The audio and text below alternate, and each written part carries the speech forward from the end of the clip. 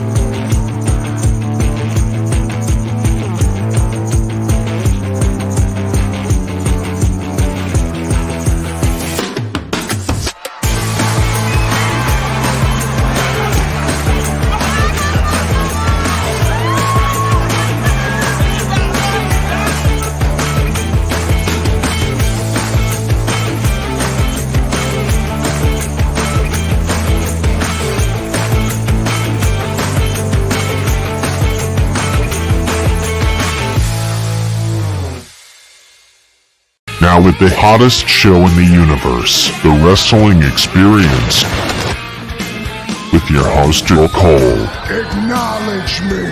Coming at you with all the dope shit, freshest WWE content, and also the AEW.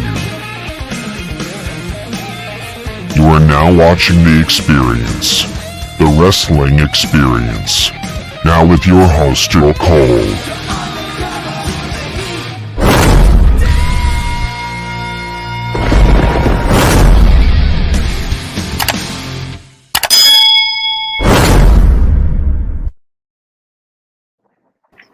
Hello, everyone, and welcome to the Wrestling Experience.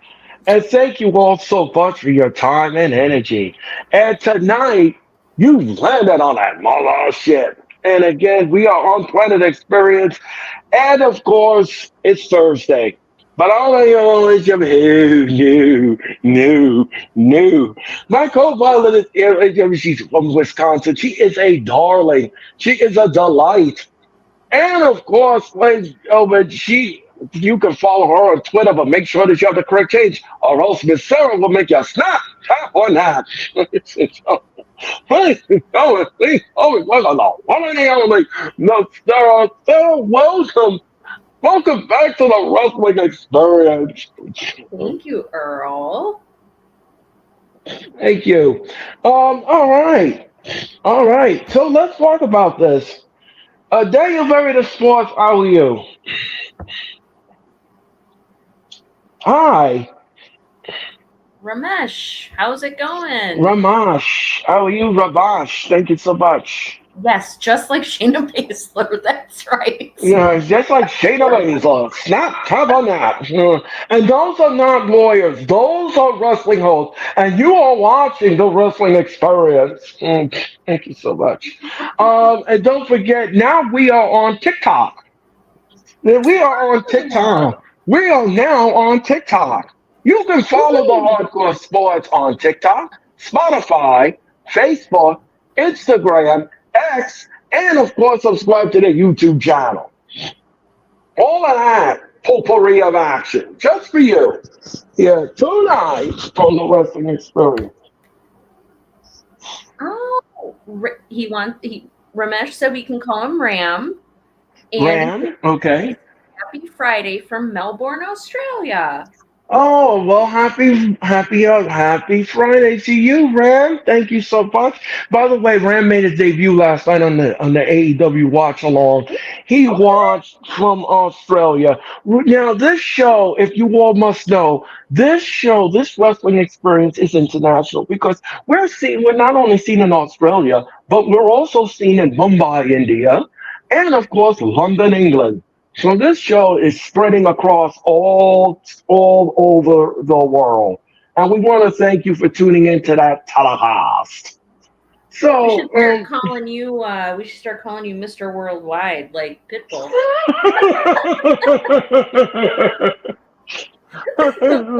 and I would be humbleized by the title. Anyway, ladies and gentlemen, You're welcome. thank you so much, John. You know, me and Sarah worked for each other now for a year, and she just comes up with these witty things, and I just love it. You know, yes, We always it's have fun. just We always have a we good always time. do. We always do. And this show, by the way, guys, just to let you know, will be seen on Spotify. Now this show will be uploaded on Spotify, just like all the wrestling experience. And all you gotta do is go log on to Spotify, click the play button, give us your opinion on it, and your opinion matters. So don't forget that's right here on Spotify. But let's talk about this for a second, Sarah. Last night I did the Tony Khan address. The Tony Khan State of Address was done last night on a lackluster Dynamite, which we will talk about later. But here's the thing I displayed to everyone. Now, most of you were shocked about what I had to say last night, and I'm going to just clarify this for the last time. Um, I was not bashing AEW or anything like that. That's not what I was doing. What I was trying to do, folks, was to bring out a story of why I think Tony Khan was the wrong fit for AEW. And I gave you all the clues, and of course, I gave you my opinion on it. Now, if you didn't agree with it, that's fine. But if some of you were offended by what I had to say, I'm sorry to tell you, but I can't sugarcoat anything when it comes to these two promotions, WWE or AEW. I've taken both of them to task. And most of you, sometimes I've taken them both to task, and some of you out there just think that I'm bashing both companies. I'm not bashing the companies. I'm a wrestling fan just like you are. I'm not here to bash anybody. I'm here to simply be an informist and to inform you about what's going on behind the scenes. And then most of you keep asking me all the time, well, where did you get this from? Where did you get that from? I'm tired of explaining myself. I'm telling you guys, I'm telling you, please stop coming at me with all of these stuff because it's not necessary. I get my sources from where I get it from. Okay, you don't like me to talk about dirt sheets and all of that, but I have to do it. I have to do it. How else are we gonna have an opinion on something if I don't tell you where the source came from? I guarantee you, you're not the only wrestling like podcaster that gets stories from PW Insider and Fightful Select and all these other wrestling news publications and such. And everybody, I feel very strongly about this. Everybody is entitled to their opinion. Do we have to agree with everyone's opinion? No, absolutely not. It's nice when we can, when people can come together and share that, they share the same opinion. You can have a conversation about it. But even if you don't agree with someone's opinion, it's just that it's an opinion, and it's perfectly okay if you don't agree with it. But people don't need to be, we don't need to be coming at each other just simply for having a difference of opinion. Right. And another thing too is, please don't compare me to a certain DJ, because that's hurtful. That's hurtful. I am nothing like that gentleman. I'm nothing like that gentleman.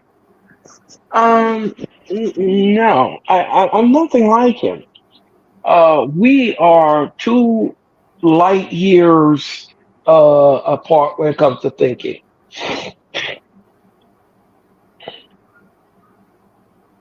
And Sarah knows that very well. Yes, very much Uh, so. right. I don't come on here and cuss like he does. Every 25 seconds, do you hear me cussing? No, no. Do I call wrestling fans retards? No, Yeah, you don't no, belittle others no, for thinking differently or having a difference of opinion. You're not like yelling, cussing, swearing, nope, none of that. nope, So, nope. I don't do that. Not here. I don't do that. I don't do that. Um, I don't start off with my conversations with an F or an S or a B or a D, and you're a D and you're a C. And, no, I don't do that. Where is that going to get me? Where's that going to get me? well, it's just it's not necessary. Right. Now, there are times where, like, we'll be doing a watch along, like watching a pay per view or something, and in the heat of the Oh, moment, yes. it's like, holy, what the heck Right. just happened? Like, then, we'll have the occasional cuss word slip out, but it's not anything that it's not even anything that needs to be mentioned. I Right, think it's right. just kind of silly. Right, and it's not rampant. I don't do it rampant. No. Now the last time, now and like Sarah said brilliantly, the last time I cussed was when we did a pay per view. Um, it was a Moxley match. And Sarah was in the chat. Tyler was with me, and so was Oh my others. gosh. That's the first time And I ever heard you swear. It was so funny. and I cussed because I couldn't believe. He took the fork out. He took the dinner fork out. Yes. Yeah, he took the fork out, and I said, "Well, he's not going to give him Olive Garden dinner. That's not what he was going to do with that fork." No, no, no, no, no. That's not what. No, no. Far from So it. Far from right, it. far from it. He displayed it on camera, swinged him around, and he began to jab him in the head with a fork. Oh So my I'm calling gosh. the match. I'm calling the match, and I just was like, "Well, what the heck is he gonna do?" And all of a sudden, I said, "What the fuck?" And everybody turned around, and they were like, everybody unmute their microphone. Anyway, ladies and gentlemen, I was like, anyway. oh my god, is like that the first time Earl's ever said a swear word? Like I've never heard him swear before. It was just the funniest thing ever. I just So was you knew just it was truly shocking because it brought out that emotion in you, that reaction. right.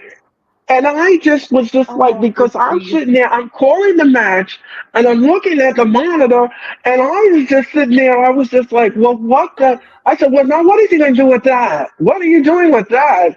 And when he did what he did with it, there was no other words to say but that.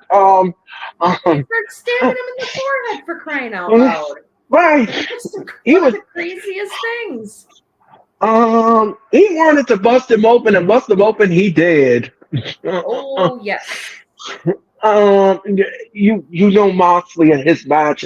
So that was the only time that happened, and everyone in the chat and everyone that was on the street with me was completely floored at what. Well, well. Oh, Tyler was just like, what did he? I was like, yeah, it yeah, did happen. everyone Yeah, was shocked. yeah, yeah, it happened, and it can't be edited out, unfortunately. No. No. Um. All right. Yeah, we don't. All right. Unfortunately, we don't have the bleep button like they do on TV. So No. No. And as I said before, it came out. It was an emotional reaction. I was watching the monitor. He turned him around at the camera, and I said, "What the?" Uh, I'm sure Sarah must have. I'm sure Sarah must have fell off the couch. Anyway, I was just like, "Holy cow!" I'm like, seriously? Good grief! And I think the other time I've heard you cuss about, during wrestling was when those skewers, when Moxley had the skewers, I think oh, they were oh stuck in yes, his it was. head. It was I think yes. it was that one too. It's like, Yeah. oh my God. He looked like a spiked pineapple. And I was Yeah, just. like it was the wildest thing. It was almost like a mohawk of these Yeah. these Yeah. wooden kebab Yeah. skewers. And I was Oh, just grief. like, I said, holy, I said, holy s, and Yeah, I I was on this. I was actually on the stream with you. I was on yes, the yes, show you, with yes, you you, when that happened. yes, yes. Me and Sarah had to call that match, and yes, Oh God. trust me, folks, it wasn't stellar. Anyway, Ew. But no, but yeah, all of that to say that we're not. Earl is not derogatory. no, Earl lets everybody say, what they would like to say. Lets people get their thoughts out. good, And he reports on stories, you guys, and sometimes they come from dirt sheets. Sometimes they don't come from dirt sheets.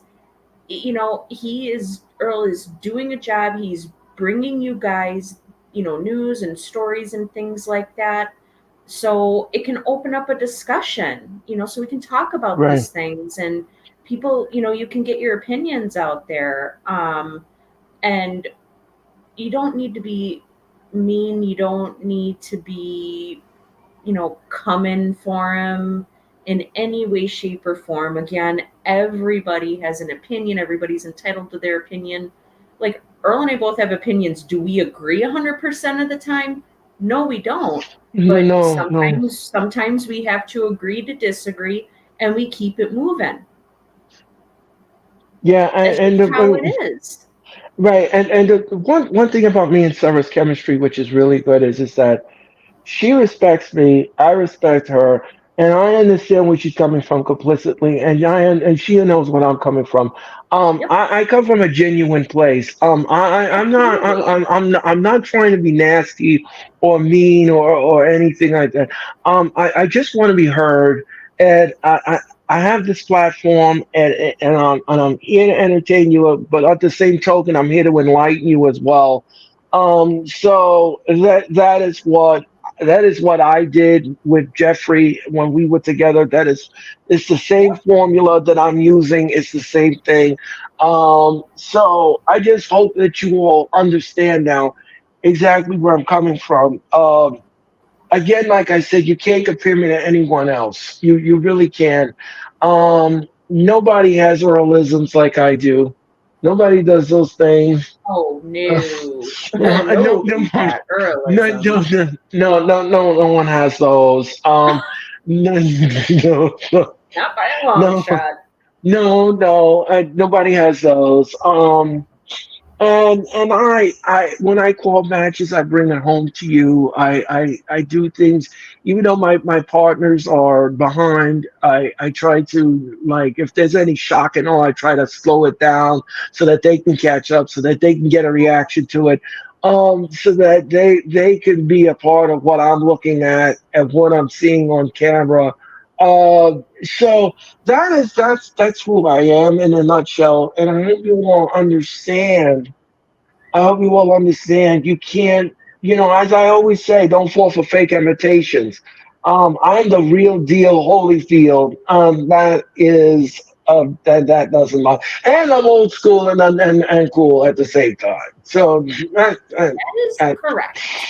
that is correct. And me and Sarah are not done with each other. We're going to go into. I'm going to beam her aboard again on this mothership, and we're going to give you the Clash of the Castle next Saturday afternoon. We'll be on the air at 1:15 Eastern Daylight Standard Time. It'll be me. It'll be Mitch. He's got the roundup. He's got the roundup. The Giants don't win in the building. I'm home with Denise. I'm home with Denise and myself. We'll all bring you a Clash of the Castle Oh, I'm so 2024. excited And for it. that, what was that, Sarah? I said I'm so excited for it. Yeah, we're gonna bring in a Clash of the Castle next Saturday at 1:15. As I said, it'll be me, it'll be Mitch, it'll be he's got the roundup. He's got the roundup. Make the Giants fans will be in the room. Along with Denise, we're all gonna bring you a Clash of the Castle. Can't wait to have that. And don't forget next Thursday night. Don't forget next Thursday night, Sarah. We welcome Nick and Mac. And those are not lawyers. Those are passionate wrestling fans. And you're going to watch the wrestling experience. So next Thursday, me and Sarah will welcome Mac and Nick. He's got the roundup. Mac the Giant fan will be the. I love doing that because Sarah likes when I do that. It is chat. Oh, It is chat. That's how I greet the Mac the Giant. I think it might be the best intro. I love it. He's got the roundup. I think that's the best intro. It's great. And Mac will be in next Thursday night, along with Nate. And we're going to predict the Clash of the Castle. And we're going to talk about Dynamite. All of that potpourri of action. Just for you. Just for you. Next Thursday night, right here. We're going to get crunk, Sarah. Next Thursday night, right here on the Wrestling Experience. Now we're going to talk about Roman Reigns. If you all didn't hear this, wrestling inside news, the wrestling news has says that the Roman Reigns sneaker line that was supposed to come out next year has been canceled. So Roman Reigns' bloodline sneaker line has been canceled. Oh, I didn't even know that that was even happening, but Yeah, yes, it was supposed to be called the Bloodline Sneaker Line, and that's not happening now. Uh, what what was that? Chad, he said, Chad, how are he you? said, "Hey Earl, hey Sarah, Earl, what's Hey, on the Chad. menu?" I said, "Earl, what's on the menu for today?" Okay, Chad. Well, I'm glad that you asked. Well, I'm about to give you some wrestling news. We're about to discuss Dynamite, and I already addressed the Tony Khan address. So, Wesley, how are you tonight? Okay, so, um, all right. So, Roman Reigns sneaker line is next. Okay, so I talked about that. Now we're gonna. Was there a reason given why? No. According to what the story is, I'm not sure why it was canceled. I'm not sure why they haven't given a reason for it. But it was supposed to be called the Bloodline Sneaker Line. I believe that was the name of it. If I got it wrong, I apologize. But it, it just was. It was supposed to come out in January and it was supposed to sell, but it's not happening. So, I but wonder if here's some they more. were like pre-orders for it or something, and maybe they didn't get enough pre-orders, and that determined if they were actually going to do a full launch of it or something. I don't know how I, any of that stuff works, but that sounds well, well, yeah. I mean, well. When you bring out a sneaker line, here's the thing: when you do a sneaker line, first you have to do a campaign promotion for it. You have to do that. And we all know Roman just doesn't appear at any whim. He just not like that. We all know that.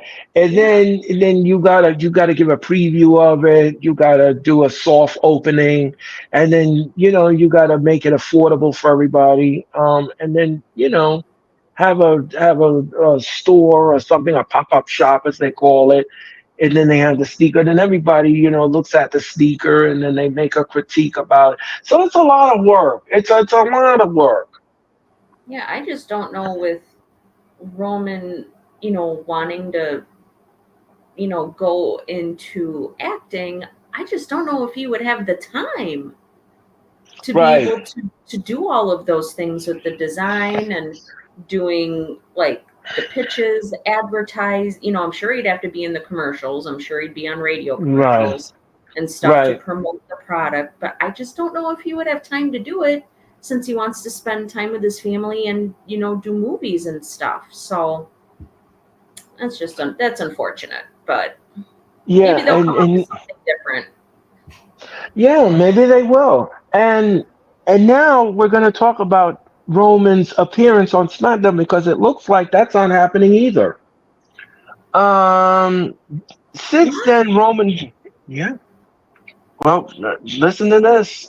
Since then, Roman's future has been uncertain, with the expectations that he would be absent from the WWE television programming. Moreover, the speculation about his return has increased as WWE gears up for what promises to be the biggest event of the summer, SummerSlam. The rumor was further fueled last week when the tribal chief was spotted training with a well known friend.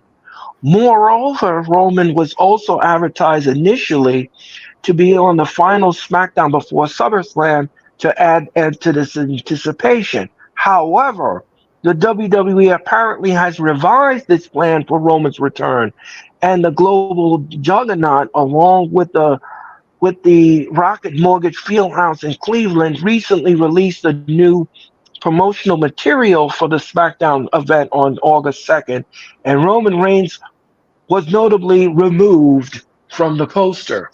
So apparently, Roman is not going to appear on SmackDown on the Go Home show.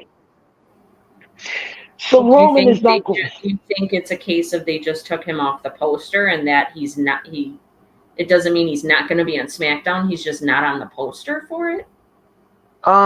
Well, apparently on the Rocket Mortgage Arena website, they have a poster of SmackDown which you could buy tickets. By the way, which is almost sold out. By the way, um, but you can buy the ticket, but he's not on the poster. So I'm going to assume that the WWE has decided not to bring him back on that night, and they are pulling him back for some strange reason, and I don't know what the reason is. He did agree to come back, but now they're pulling him out of it, and he's not going to be on the poster. So what does that mean? I don't know what that Maybe means. it's a situation. Maybe they're trying to pull a fast one, and they're taking him off the poster so as to not create a whole bunch of hype around him, coming back since the show is almost sold out anyway. It's not like they really need Roman to sell the tickets. Like the tickets are selling Right, themselves. right, So I'm wondering if maybe they're just trying to pull a fast one or they want it to be a surprise that, oh, we didn't think Roman was going to be here or we were told Roman wasn't going to be here, but he's here. So right. maybe it's that kind of a situation. Maybe. So, but I guess we won't Oh, know until we get closer to SummerSlam. I guess so. Again, like I said, he's been removed from the poster. And like Sarah said, maybe it's a swerve. Maybe when we get on the air on August 2nd on that night, he'll come through the curtain as a Yeah. shock. Maybe something like that. Maybe that's what Triple H is thinking. Maybe that's what he's thinking. Who knows? I Well, I don't. mean, I don't. and you have brought it up, that Triple H is keeping certain things, closer what do they say, closer to the chest, where he's not. Oh, the vest. Closer to the vest, like he's not letting certain things slip, and with the whole King and Queen of the Ring situation, where it wasn't announced until I think a day or two before King and Queen of the Ring took place that whoever won would get a title shot at SummerSlam.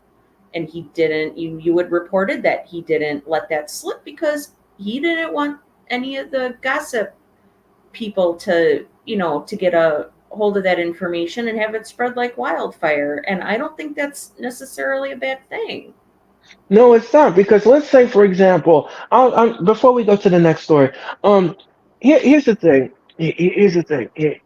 Let us say, for example, the dirt sheets got a hold of this thing and they put it on the internet. Oh, the Queen and the King in the Ring has a number one contendership. And let's say the plan falls through for WWE. Now WWE is scrambling around trying to fix do damage control and fix it and this is not true. And then yeah. That's a very good point. That is an excellent point.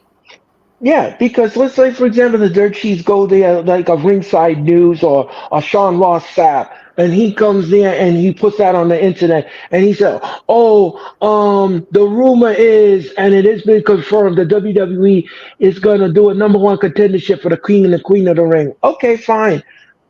Now everybody's getting all hyped up and excited. Oh, Triple H is. And then let's say the plan falls through. Let's say the person that they picked for the King and the Queen of the Ring gets injured. Now what are we going to do? Now we got a problem. Now everybody's scrambling around trying to put out this fire, that fire, this fire, that fire. That's what Triple H didn't want to do. Yeah, it can create a whole nother slew of problems. Well, right. And a whole can of worms. And plus, it's okay for there to be some surprises that happen. Right, exactly. That's what I'm trying to say. That's exactly what I try to tell people. You don't want to give all your cards away because you don't know if it's going to fall through. You don't want to promise something and then all of a sudden you have to renege on it because you had that plan in place, but it fell through. So you have to understand where the mindset is coming from. You have to understand why he does that. And I like the way Triple H does things. I like when he keeps things to the vest, and I like when he gives you a little taste. And and then when it really happens behind the scenes and it comes into fruition, then he pulls the trigger. Mm-hmm. Well, we have Tyler here. He says, I think Triple H saved WWE 100%.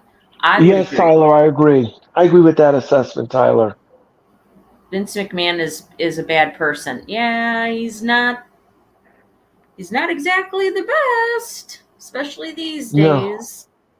No, and speaking of Vince, I have a story about him today. Ooh, okay. Yes, and his former employee. Okay, so the WWE has gone under significant Spill the tea, Earl. Spill the tea. Oh yes, I'm gonna give you all the Earl. I'm gonna give you all the Earl Grey tonight. Like, Spill the tea, Earl. Spill the tea. Got it. You got it. It's piping hot. Right, exactly. That's the Earl Grey, ladies and gentlemen. Anyway, the WWE has gone under significant transformations over the years, most notably the absence of Vince McMahon following the allegations against Janelle Grant. McMahon is conspicuously absent from television broadcasts and WWE digital platforms. Furthermore, reports indicate that McMahon is prohibited from entering the headquarters. So WWE has decided that Mr. McMahon is no longer welcome in the WWE headquarters. And he is not to be mentioned on WWE TV anymore. Okay. In recent installment of the Insider podcast, Conrad Thompson conversed with Tom Carlucci, a veteran of Vince McMahon employee since 1987. Carlucci held various roles within the WWE over the decades and was renowned as one of Mr. McMahon's most steadfast associates.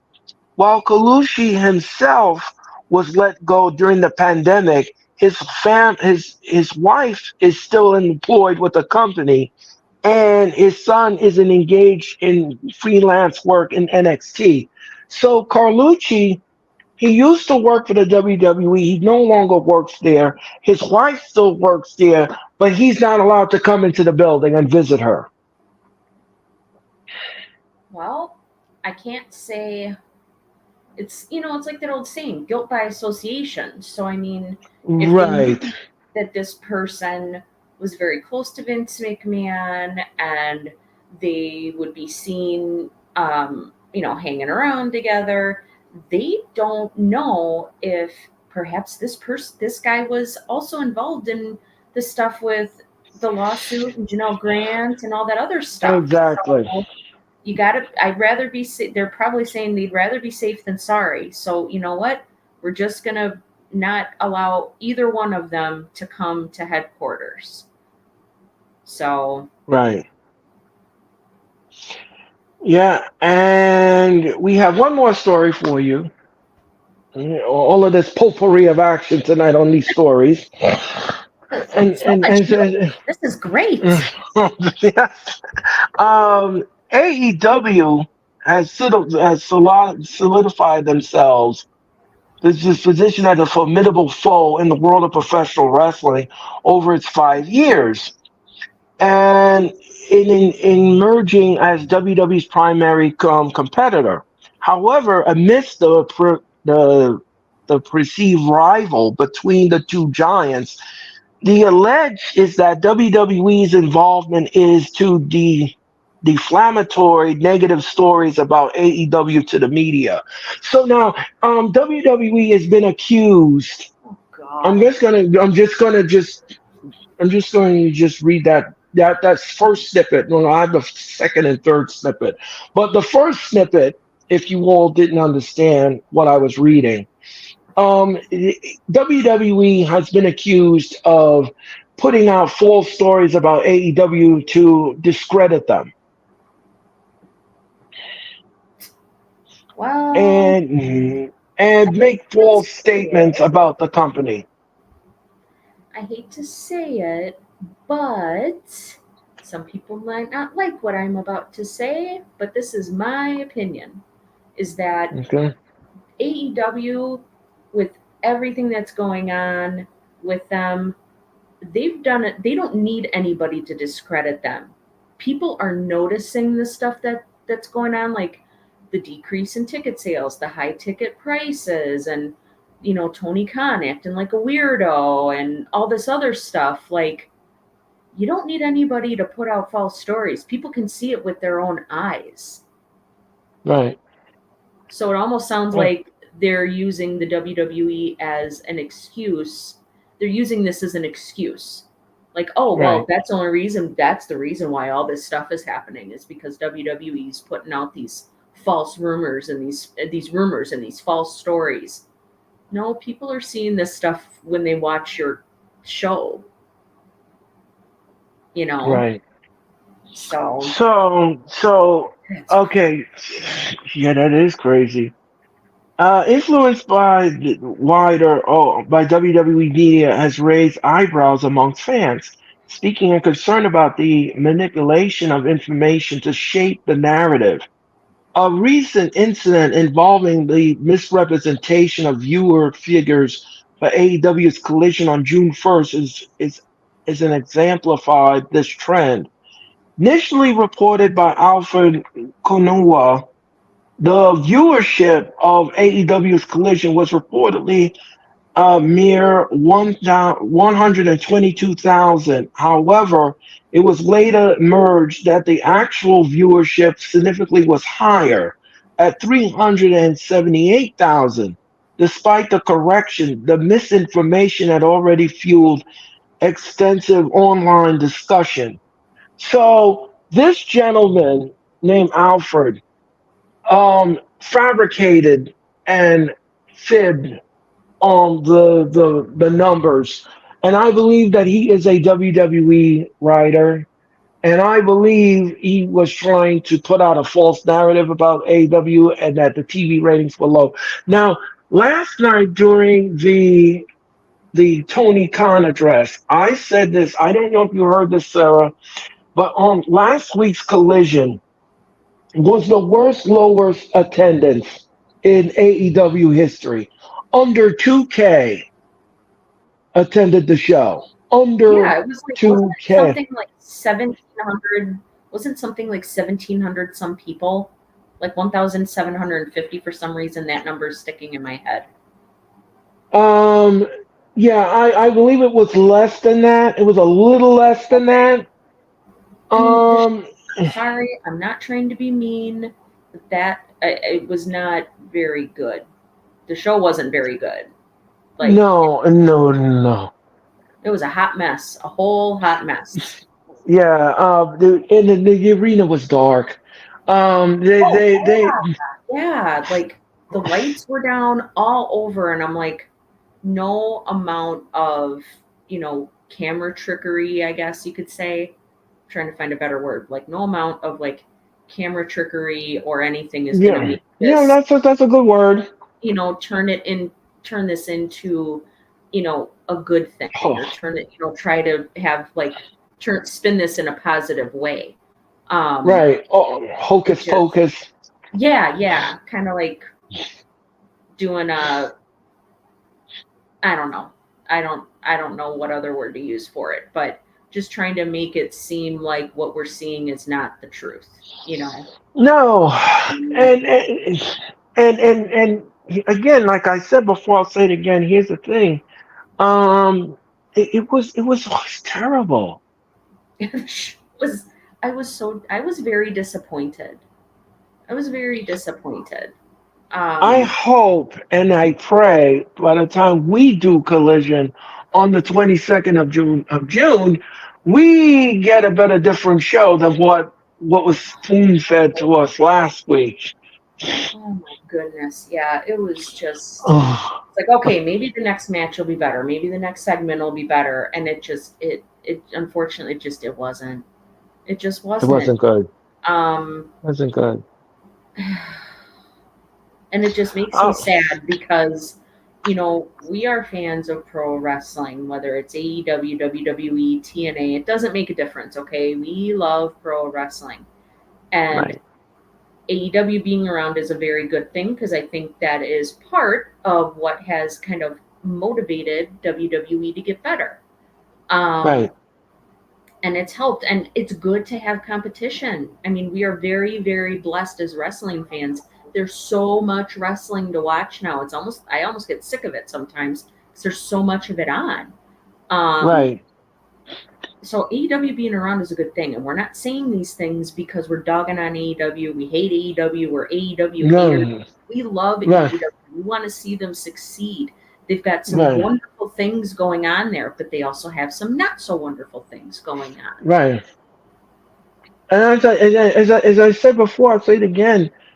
Both companies are not perfect. They're not perfect by any stretch of the imagination, and that is not what I'm trying to promote here. I'm not trying to say one promotion is better than the other. Yeah, No, what I'm trying to say is I'm an equal opportunity take them to the woodshed kind of a person. Um, I I cannot sugarcoat anything. If something going on behind the scenes with both companies, it will be brought out, and I will march forward with it. Because like Sarah said, all of these things that I'm doing here, all of these wrestling things, I'm not doing it to be pretty or anything like that. I'm trying to spark conversation. I'm trying to spark something in you, and your opinion matters to me. So when I say these stories, I'm trying to get your opinion on it. yeah, I want to know exactly where you're coming from, and I want to know if we agree on it or we disagree, which yeah. is fine if we don't. If we don't agree on it, that's fine. I respectfully disagree, and we can move on in the program. Well, Um, exactly. And I think the same can be said for the people, listening on Spotify or watching us on YouTube. Like, we want to have conversations with people constructive conversations, not where people are like yelling and, being jerks to each other. Like, we are, and you've always been, as long as have been watching you, Earl, you've always been this way.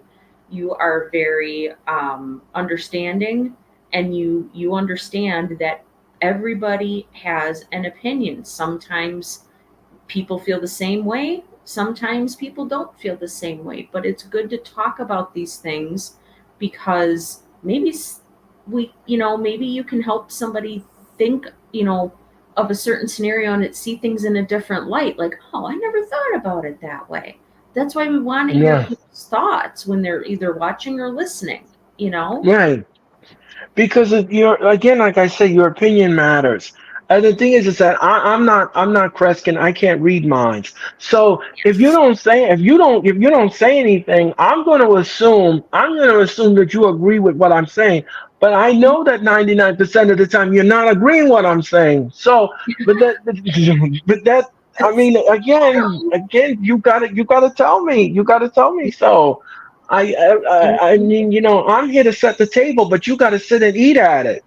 Um, That's uh, very true. I always say, I said, this is something I say just all the time anyway. I'm intuitive, but I'm not psychic.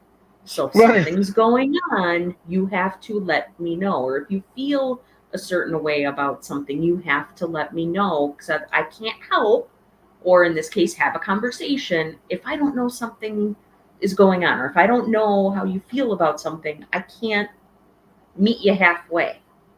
right. So, on the Wrestling Observer Radio, Dave Meltzer shed some light on the source of this erroneous figure and attributing them to the WWE, contrary to the notion that WWE remains indifferent to AEW and that the rival is one sided. Meltzer emphasizes that the existence of pro wrestling war between the two entities. He, what is that? Hold on 1 second. He underscored the intensity of the conflict, which extends beyond the squared circle and encompasses um, public battle and media manipulation. So Dave Meltzer, on the Wrestling Observer, he basically what he's saying is that this guy was erroneous. He was just trying to put down AEW and everything else. And this is why I said a lot of people have come to me and they ask me, does AEW and WWE want to work together? I don't think so. I don't think so. Well, I'm not Um, sure. I mean, at one point, I know many, for a long, long time, under Vince McMahon's leadership, Vince McMahon refused to work with anybody, any other right, wrestling companies. And I right, think, when we got the Royal Rumble this year in January, when Jordan Grace came out, that for right. me, I was like, okay, now we're getting somewhere. Now we're seeing a switch, and this is one of the big indicators for me that Vince is not involved in this Royal Rumble, because no way in hell, pardon my language, would Vince McMahon have invited somebody from TNA to come and participate in the Rumble. So that was a turning point, going in a positive direction. But Right. with the animosity there seems to be between WWE and AEW, I don't know if it would happen. I'm of the mindset, never say never. You never know. It could happen. It Right. could. Well, we're gonna see what happens with that little thing. Um, we're gonna see what happens with that and see. Maybe in the future, maybe we wake up one morning and we see a joint promotion pay-per-view out of the two of them. You never know. Gosh, You never. can you imagine Forbidden Door with Oh yeah, WWE next. and AEW? That would be amazing. Yeah, I mean, can you It would imagine be Forbidden so Door number cool. 4 next year? The WWE and the AEW Oh for my the gosh, I Forbidden know that's Door. that's like fantasy booking. I get it, but Yeah, yeah, I but that would I be would be all for it. oh god, that would be incredible. Like to see, you know, the people from WWE that we love and the people from AEW that we love mixing it up in matches together. I think that would be Wow. so awesome. It would And just let be me, so awesome. and no matter where that venue would be held, man, I would fly Sarah in. I'd fly her in.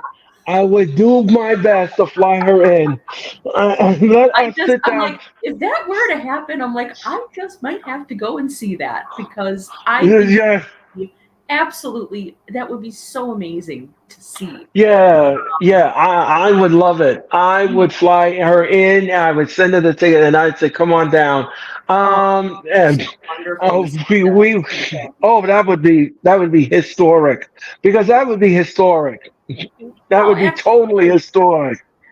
Because we all know under Vince's leadership, under Vince McMahon, that there is no way that anything like that would ever even be possible. But guess what?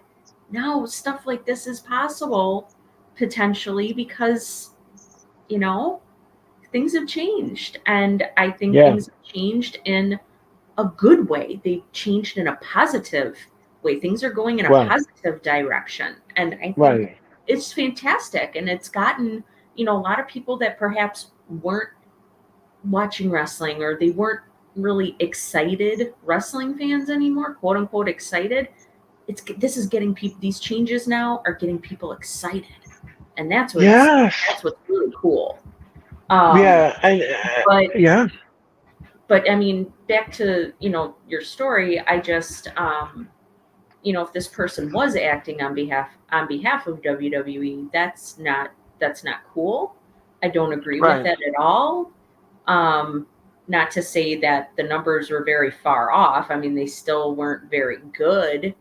Um, No, you know, the rate that rating still isn't very good, but you don't need to be making a bad situation worse right, by putting out you know, false information. That's not cool. Like you don't need to do right, that. You don't kick someone while they're down. right. Exactly, exactly. So, so that was the stories of the night, and thank you all so much for sipping on that Earl Grey tea. We really appreciate Pinkies up. it. Oh my gosh, Roman Reigns and MJF. That would be really great. Oh my Oh gosh. yeah. How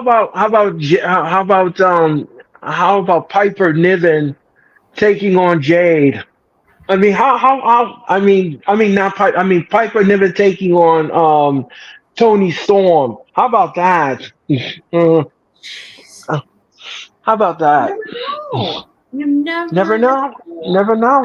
I mean, never know. And you can't say you can't say it's impossible. Well, we never thought AEW would Nothing is just right. nothing's impossible. You know, 6 years ago, we never in our wildest dreams thought that there would even be another, you know, wrestling promotion to compete with WWE. Um, Right. I mean, and I think the word you either you used or it was in that article is juggernaut. Like WWE is a juggernaut, and they've been around for Yeah. decades. AEW, Right. what they're doing, having only been around for 5 years, I say it's pretty darn good. Um, Yeah. you know, and they're experiencing growing pains, you know, and things, certain things are good, certain things are bad, but you can say the same thing about WWE. Like they've got good points and bad points. No company, neither company's perfect. So uh, Right. I think people are trying to create problems where there or controversy where there really isn't a lot. Right. May not necessarily be as much or as bad as it truly is. Um, it's like, can't we just enjoy watching wrestling, guys? Like, can't we just enjoy it? Like, Right. come on, man. Oh, yeah, yeah, yeah, yeah. So, what did you say? Yeah, he says it depends on if Tony Khan takes a meeting seriously with WWE. Yeah, well, And it's then just yeah. So Josh, this is funny. He said, as long as Tony Khan doesn't show up in his PJs to meet Triple H. Josh, thank you. By the way, Josh is the newest member of the Hardcore Sports. Thank you so much, Josh, and welcome aboard the wrestling division. Yeah. Um. So. Yeah, it's Uh, just, gosh, that story. That's wild. Oh my yeah, I goodness. mean, can you imagine? Can you imagine? Let's say me I, and Sarah. Can you imagine me and Sarah are CEOs of a company? Okay, we're CEOs of a company. We come in. Sarah is dressed in her beautiful peach outfit, and she comes in and she has a beautiful outfit on, and I come in with my. I don't have a tie on, but I have just a nice jacket and something nice to wear to the meeting and everything like that. And we're waiting on Tony Khan to come into the room so we can discuss this thing. And I go over the numbers with Sarah, and I said, Sarah, this is the numbers for what we got in the email. And we're going back and forth in the email and everything. And Mhm. here he comes. Here he comes in his flip flops and sweatpants and a t-shirt that says "Born." The meeting is over. Well, like I said, what's more absurd to me is the fact that you're meeting with executives from Warner Brothers Discovery and Max, formerly HBO Max. You Right, are trying to get these people to invest in your company, to give you millions of dollars. And I don't care how busy you are, you still could have taken 3 to 5 minutes to throw on a pair of slacks and a polo shirt. I mean, it's almost like disrespectful in a way. yeah, I mean, because the thing is that he knew about this meeting. He knew about it in advance. They kept sending him emails about it.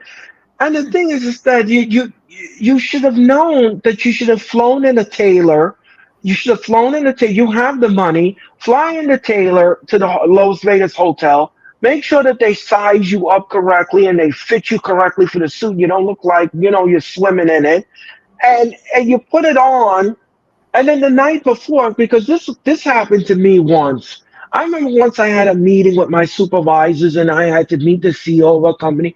But what I did the night before was as I took a shower. I took a shower and I made sure that I was clean the night before, just in case I kind of overslept for the meeting and I didn't and I was rushed. But everything was pressed and everything was laid out in the living room and I had everything done. And in case I overslept, okay, fine. I just sprayed myself with a little cologne on, a little this, and put the clothes on. And nobody needs to know anything. It's not anybody's business. And you put the clothes on and you go about your business. That's what I did the night before. Because stuff happens.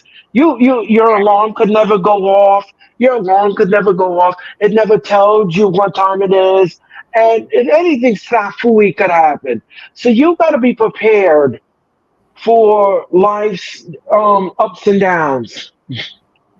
So Just, oh my gosh, I don't understand it. Like, I would never dream, and I said this to you earlier, Earl.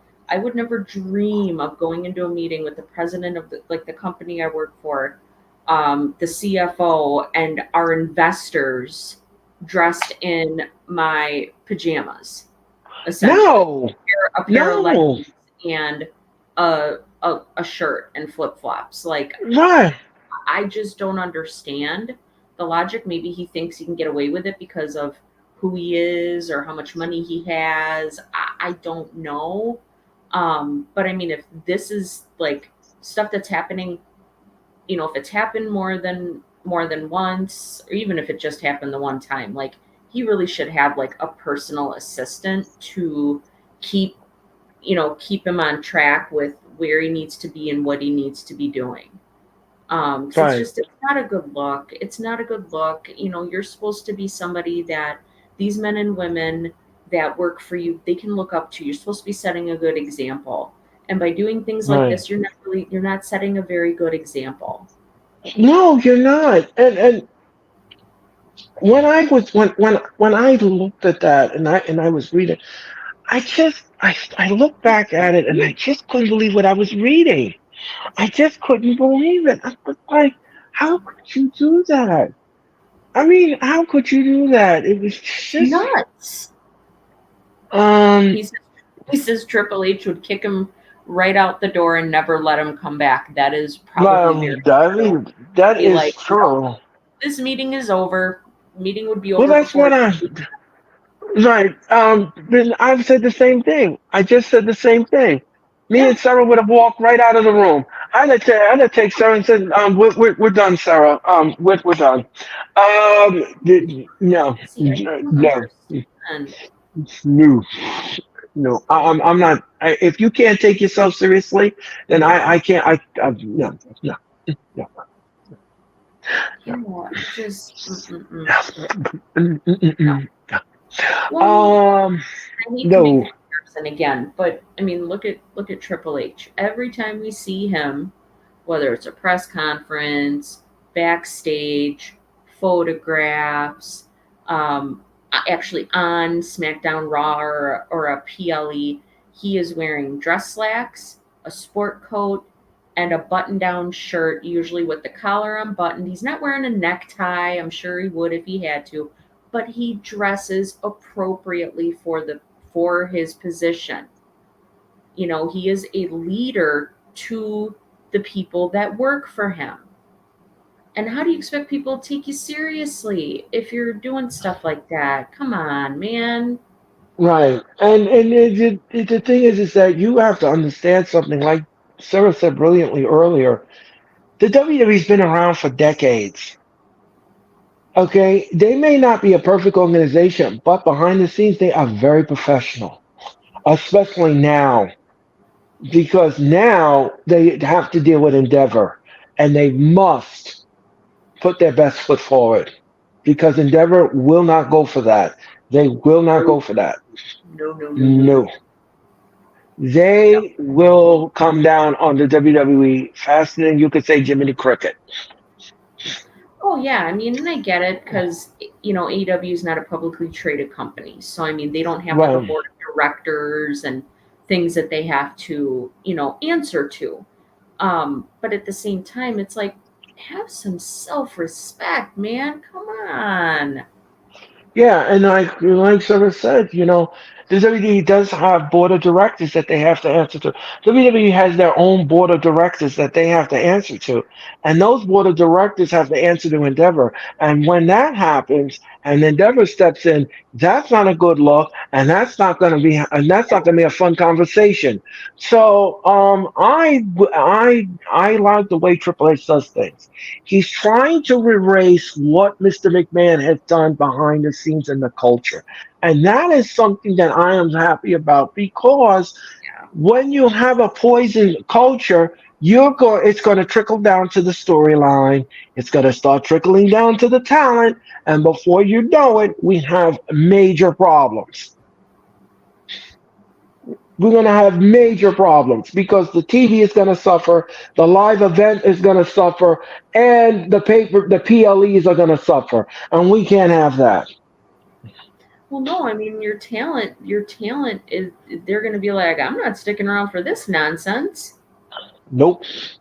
They're going to piece right out of that situation. I Yep. mean, I wouldn't Like, stick around for that. I mean, you've used this example before, liken it to like a negative work environment. Nobody wants to sit around and be dealing with that kind of stuff. People want to come to work, do their job, converse with colleagues and go home at the end of the day. They don't want to be dealing with all this other crazy stuff. Um right. I just, yeah, I mean, he's making by Tony Khan doing things like that.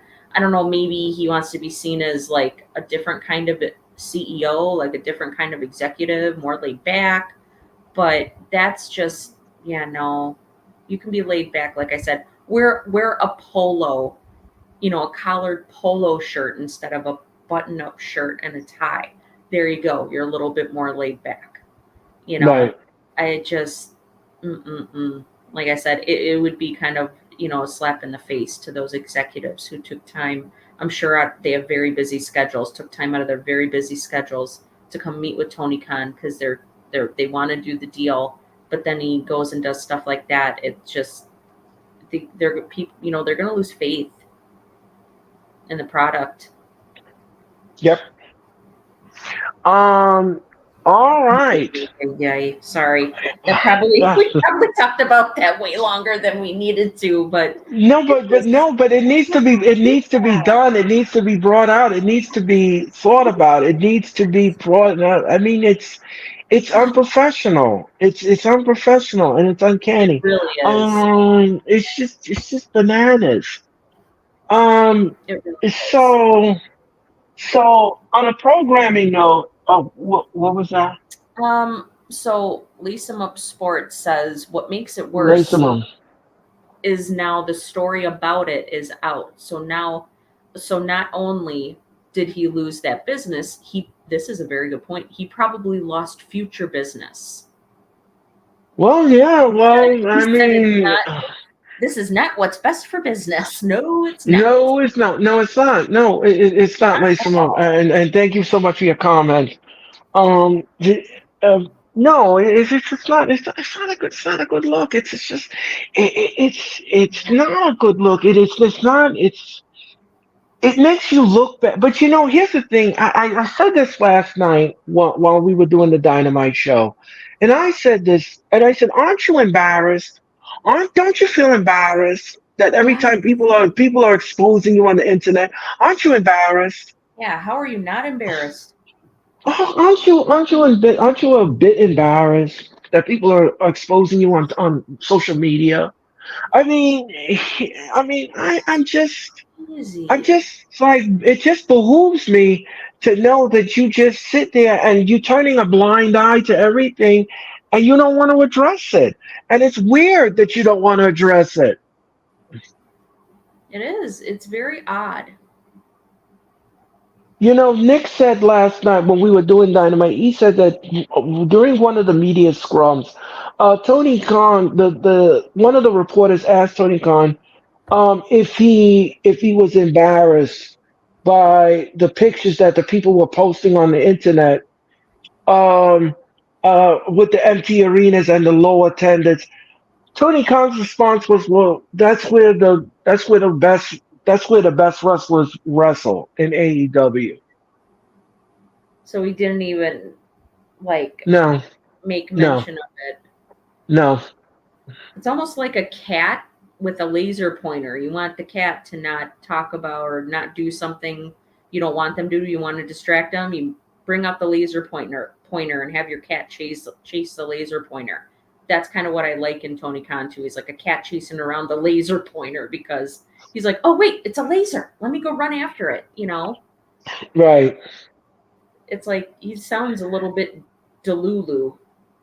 Yeah, yeah, he is. I mean, to sit there and to make that kind of answer. I just can't. It's like you won't even like. Oh wow! But It's on the flip side of that, you could say the same thing about Triple H during the media scrum. Some media scrums where somebody will ask him a question and he won't like directly answer the question. It's like no. In that situation, I think was a little bit different. Because he could have just said, I think it was somebody had asked him about like the Vince McMahon stuff. And, he went and talked about something completely not related. And I'm like, you could have just said, hey, I can't talk about that. I'm not allowed. I can't comment on that right now. Whereas Tony Khan, I guess he doesn't really have that excuse. You can't say, oh, I can't comment on that. But I mean, there's a way you can do it without really divulging too much information. Right. But Right. he sounds delusional. That's He crazy. is, and that is my frustration with him. That is why and like I said before, I'm gonna say it again. I'm not bashing him. I'm not bashing him or the company as a whole. I'm not doing that. I've been an AEW fan since the beginning. I've been to 17 different events of AEW, 17 of them, and I'll tell you this much, and I'll say this again.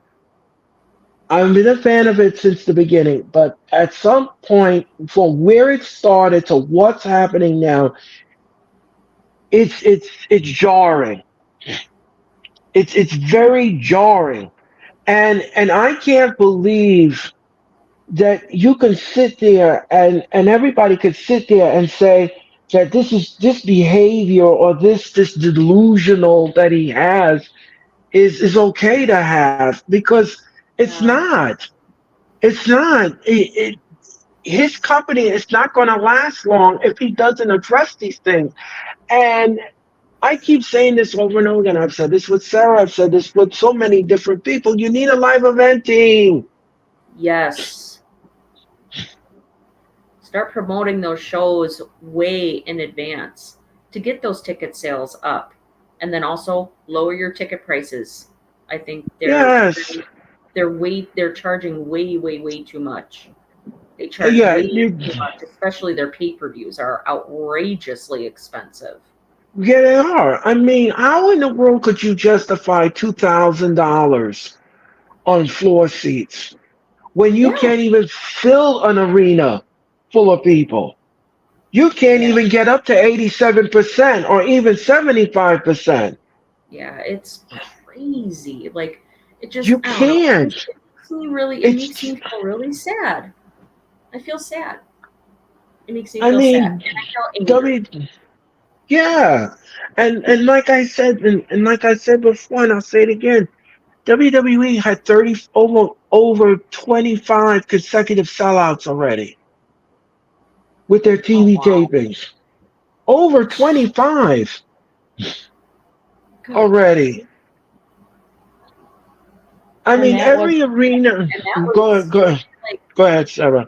like I think I remember an episode of Raw when I did the Raw watch along. I think they said it was like 12,000 or 12,500 people. It was a sellout crowd for an episode of Raw, but I think it was like 12 or 12,500. It's like AEW can't come haven't been coming close to that. I'm like, No. I on. mean, this past Monday night on Raw, the Raw drew over 15,000 people in Hershey. Holy smokes. All right? They jammed that place to the rafters. I mean, you have to understand that what WWE is doing here, they go to these markets, but they drown these markets. It's just like if I worked for the WWE live event team and I was doing something in Sarah's neighborhood of Wisconsin, I would be on the radio while people are driving to work. I would be all over the internet. I would be all over the TV Yeah. until I was annoyed until I was annoying to make sure to the point where you want to turn on the country music. Anyway, I mean, I would drown that market. I would oversaturate that market to make sure I get that butts and seats to get that revenue. That's exactly what I would do. And that is what the live event team does. That's what they do. Yeah. They eat, breathe, sleep, live events Yep. 24 hours a day, 7 days a week, 365 days out of the year. That is what they do. Hmm. Yeah, that's it just yeah, I like I said, it makes me feel sad. Um, and I've been reading, seeing people say stuff on social media, saying that they feel that AEW started to kind of make a turn in the wrong direction when Cody left and went back to WWE. Now, I don't know if that's true or if that's false. I think that's a matter of opinion. And if that is your opinion, that's perfectly fine. But either way, no matter when it started or what kicked it off, it's like stuff's got to change. You got to change some stuff. Yeah. Yeah. Like I said before, and I'll say it again. Um, you have to understand. You have to understand that you need to change your narrative around and stop putting blinders on. Stop being ignorant because you're going to put your company in a hole. And like Sarah said, and I'll say it again, we want them to succeed. We want AEW to succeed. I want them to succeed. I'm just saying that I'm frustrated as a viewer, as a fan, as someone who does analytics.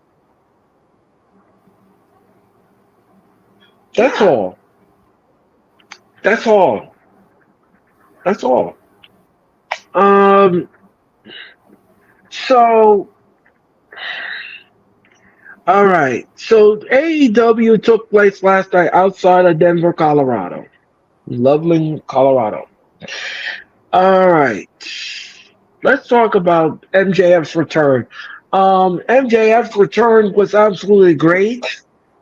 The promo was fantastic. oh, this one. Roosh comes out and he got roasted. It was so funny. But Oh my god. I was very surprised when I heard MJF speaking Spanish to him. That Right. was so cool. That was so cool. Right. Uh One time they had to bleep MJF twice. Oh yeah. Uh, Oh, they definitely did.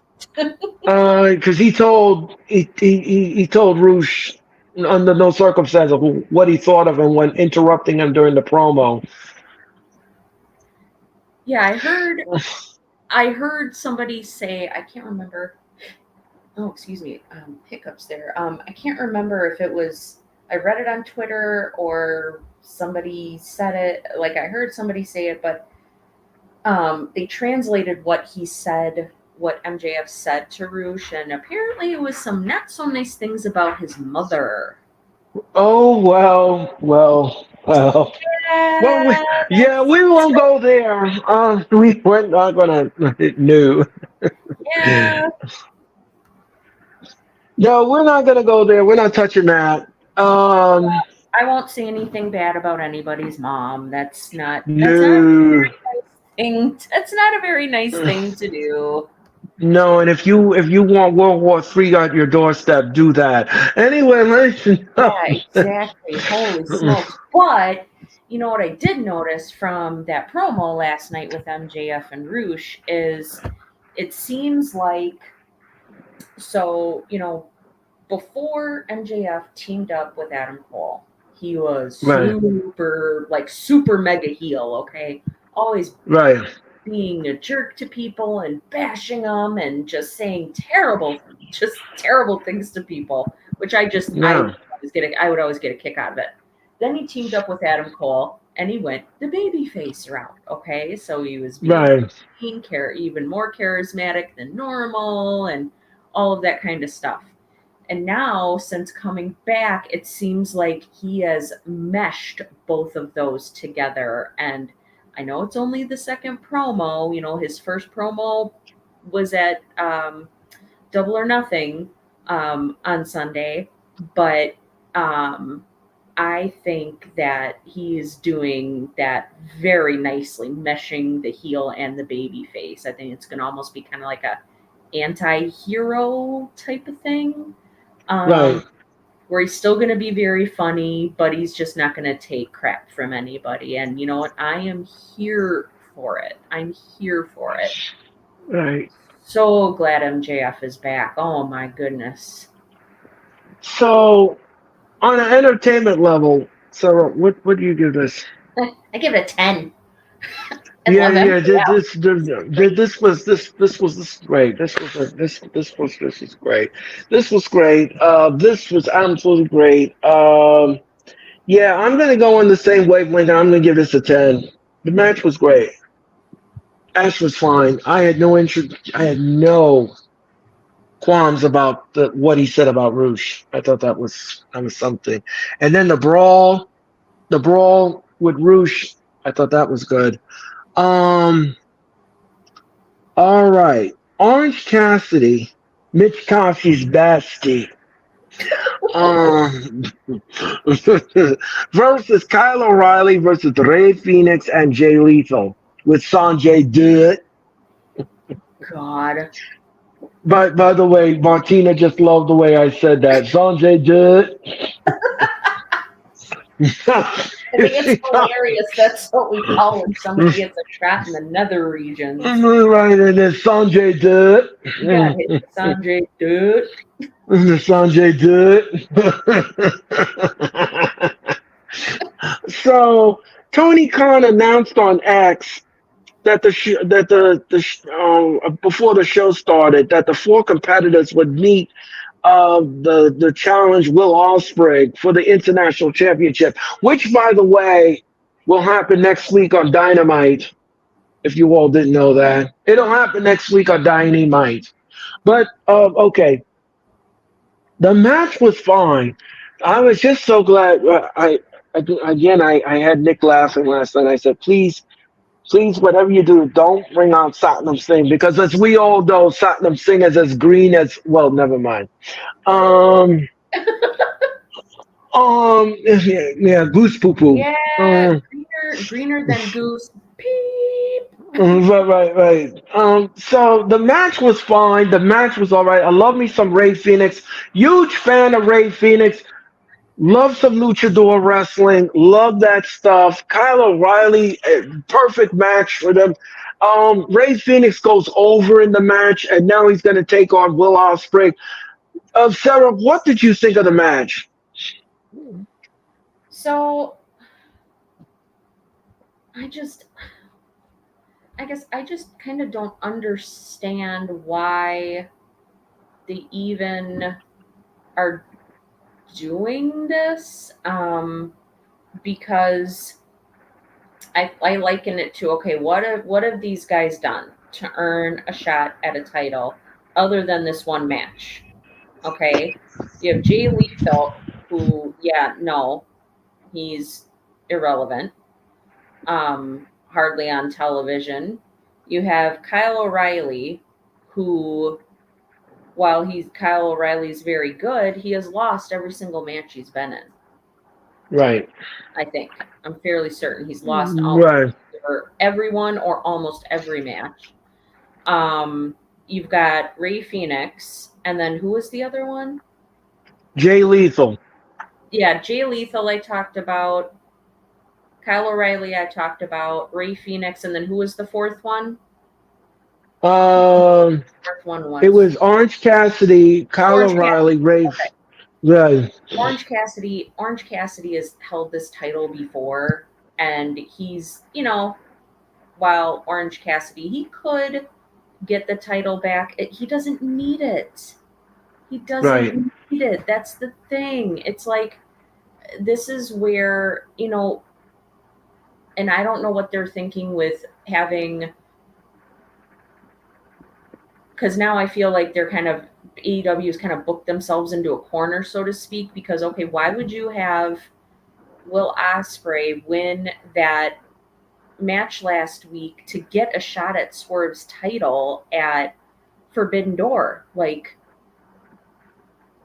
what? I mean, Will Ospreay just won the international title. Like, let it cook a little bit, guys. Let it simmer on the stove a little bit, Right. And now, I think the right thing to do would be to have Will Ospreay get into a feud with somebody that could take him to, not necessarily Forbidden Door because it's way too soon, but be in, a longer feud with somebody to build up to the next pay-per-view. Like, that's what would make sense. And it just, I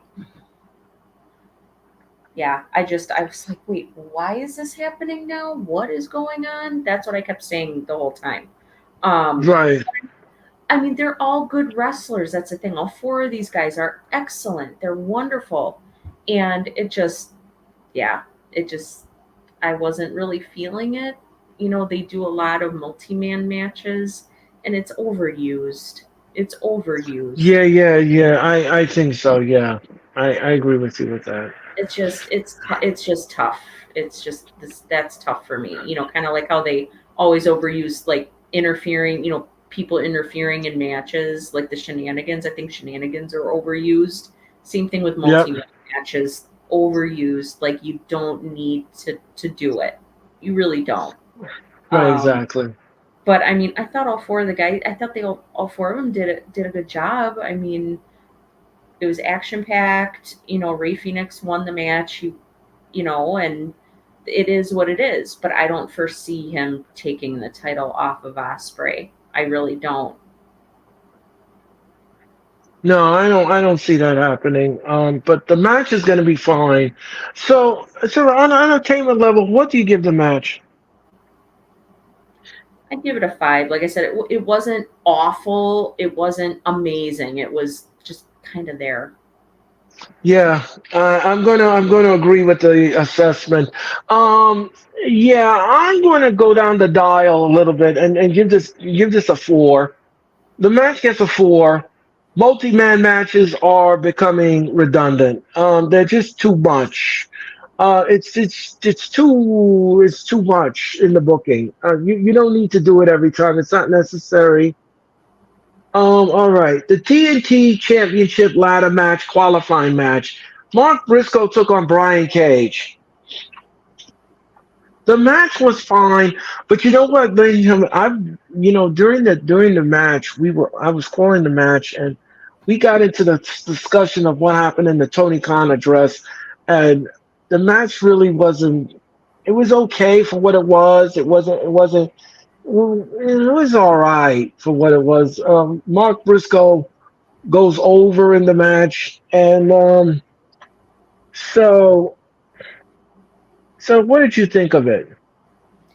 I mean, I thought it was a okay match. One positive thing I will say about it is I like the fact that, like, just like they did with the Continental Classic tournament, they did with this tournament, they are not letting anybody that is in a faction or involved with a faction, they're not letting anybody down at ringside. And I like that because then you're decreasing the event of having shenanigans, people cheating to win.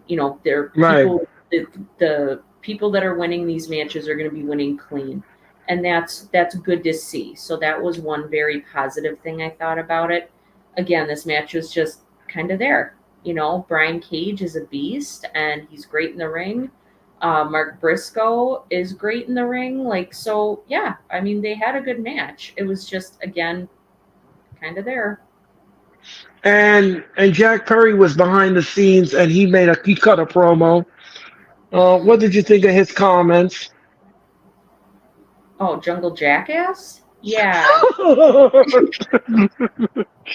I know some people really like him and this new, persona he has. I find him obnoxious and childish, and along with the Young Bucks and Okada, like, no, no. I really could give a crap about Jungle Jackass, and um, he can go back to Japan and stay there. He can go back to Japan and stay with New Japan, as far as I'm concerned.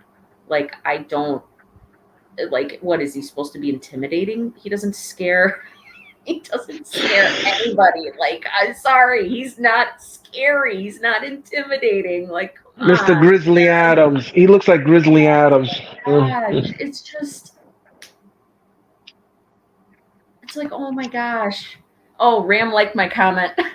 He liked when I called him Jungle Jackass. Yeah, Ram. That's you like that, Ram? You like that? That's That's what I call him. I've been calling him that for a long time now. I'm just like, yeah, no, like, not believable. You're not intimidating. You're not scary. You're not threatening. Like, come on. What are you going to run me over with a bread truck like you did to Darby Allin? Really? Come on. It just, yeah. And it goes to show, like, I really don't remember like everything that he said in that promo. I don't. because I just don't care. I don't care. Because I'm sure the way it's going to end up working is he'll somehow finagle these, his matches to where he'll end up with the TNT title anyway. I have a sneaky suspicion that is what's going to end up happening. Right. So on an entertainment level, sir, what do you give this? The match or the promo? Yeah. All in one.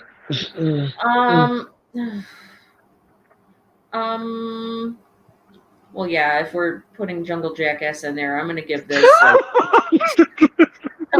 We're throwing him in the mix. I'm probably going to give this a 1.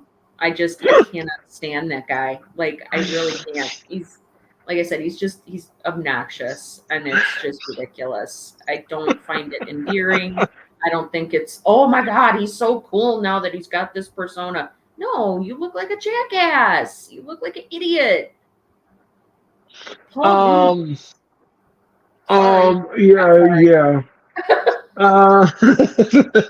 Okay, the promo gets a 1. Promo gets a 1. And the match itself, I'm going to give it a 4.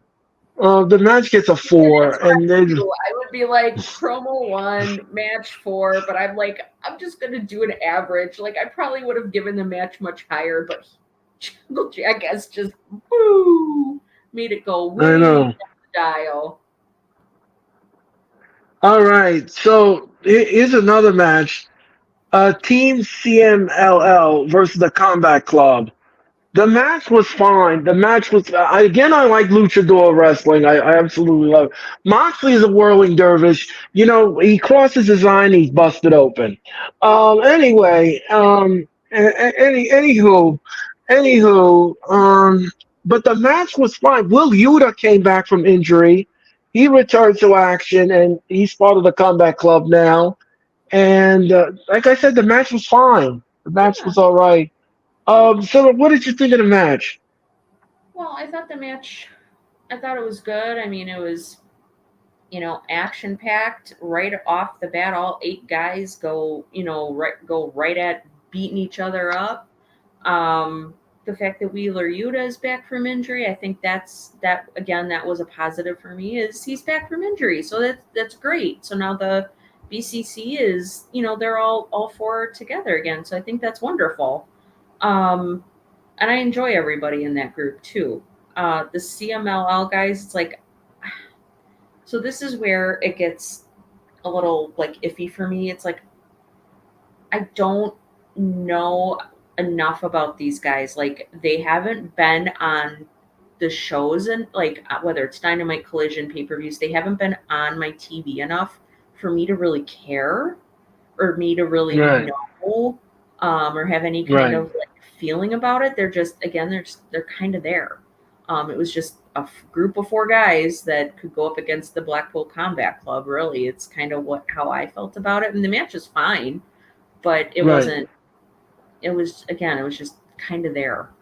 So I mean, quite honestly, I'd probably give this like a 5. It wasn't fantastic. It wasn't awful. It was there. I think it was just a way for them to be able to bring back Wheeler Yuta. Right. Yeah, I'm going to agree. I'm going to agree with your assessment. The match gets a 5. It gets a 5. It was good for what it was. I like some luchador wrestling, as I said before in the beginning, and I'll say it again. I love me some luchador wrestling. This was all right. This was fine. Combat Club winning, BCC winning, and I don't have any problem with it. All right. Well, this match has been made official for the Forbidden Door on June the 30th. It is Mercedes Moné, and she's going to take on the New Japan Strong Style Women's Champion Stephanie Baker. And that is title for title. That is title for title. So that has been made official at the Forbidden Door. Wait, so title for title, that means that they could win each other's titles? Exactly. God. Last thing, Mercedes needs another title. Like, she needs another hole in her head. Like, Right. she just won the TBS championship, what, a week and a half ago? Mm-hmm. Something like that. Like, come on, Uh-huh. man. Yeah, I don't agree with that at all. I don't think, because that's exactly what's going to happen. Mercedes is Right. going to end up winning, and she's going to end up with the New Japan title, the title that she should have won if Willow hadn't won. It's like, give me a break. Right. Yeah. So that's happening at the Forbidden Door, which is 3 weeks away on pay-per-view from You can Long see Island, New York. that one coming from a mile away. Yes. And all right, let's. What was that? I'm sorry. Go ahead. Yeah, it's very disappointing because I don't think Mercedes, she's great. She's a great pro wrestler. Her promo ability definitely leaves something to be desired. Um, but she's not making a I don't think she's making a big enough difference to be getting, her first match in AEW as a title match right off the bat without having had any matches beforehand, and basically makes Willow Nightingale look like, made her a transitional champion, which I think is just wrong Right. and not deserved at all. And I don't know. I think just they're putting too much stock in her.